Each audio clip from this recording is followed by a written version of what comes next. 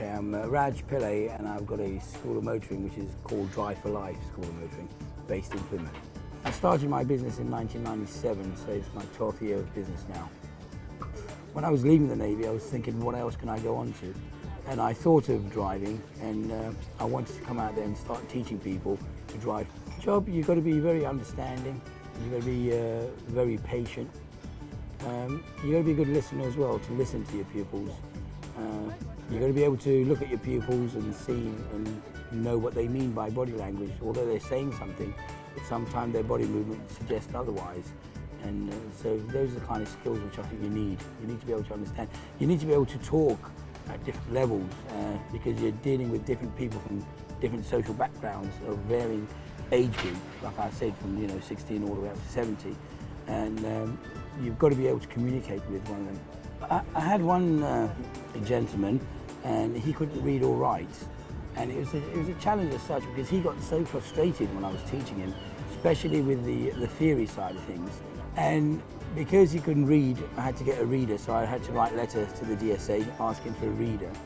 And by the time I used to go and sit with him for about an hour, and I used to take my laptop, he never had a computer, I used to talk to him, show him the answer to these.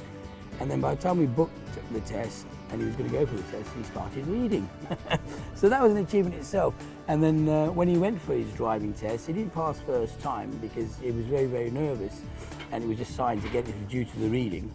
But he passed second time, and I said that was fantastic. That was a wonderful feeling to teach somebody who couldn't read or write, and then to get that end result where he started to read the signs properly, he started to read words, and I think that was one of my big achievements.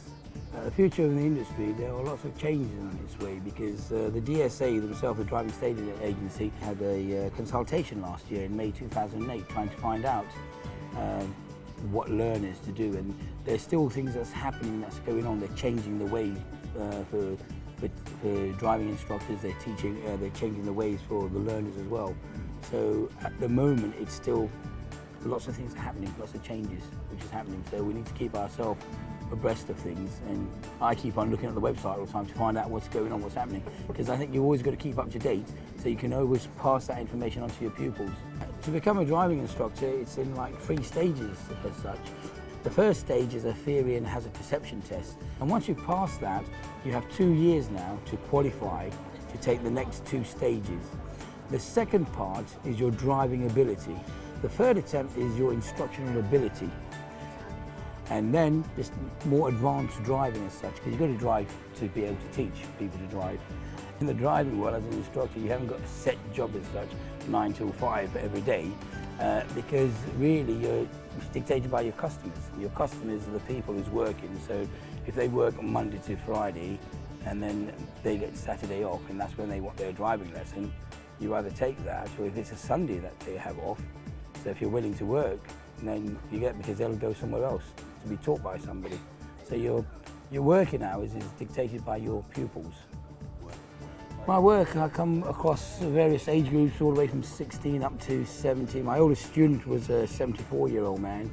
So the achievement and the smile on their face when they've achieved something. So it doesn't matter how old they are. And you taught them a life skill, and hopefully that will keep them safe on the road and keep other people safe on the road. And I think it's a wonderful achievement.